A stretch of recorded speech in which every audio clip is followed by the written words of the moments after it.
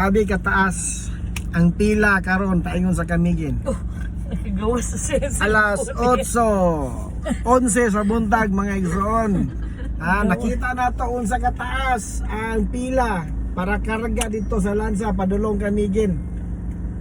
Bibo kay kami ng tramba. Grabe. So katong nga plano nga mularga Camiguin karon sigurado ninyo nga nakalibang mo daan sa inyong balay. Kay kung nga nakataas ang pila, kita niyo na dito. Ang nakataas niya, bation mo kalibangon, problema siya. So di na mo mag-enjoy sa travel. Dahil siyempre magbalon mo sa inyong tubig, magdala mo enough nga cash.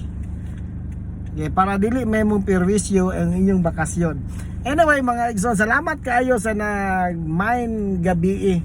Okay, sa mga new miners, salamat kayo sa pagsalig sa GGK Ukay. O katong nagtanaw, samot na gyud sa nag-mine sa among silver jewelries.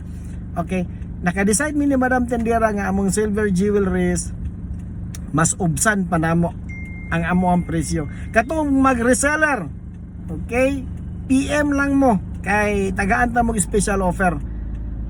Special offer. Then katong ito mga jewelries nga mo go beyond na sa 1,000, PD ra nato layaway. Alright, layaway. So dili na ta ingon maka problema nga gusto na ako to, pwede na ako ma-afford. Pwede na to layaway.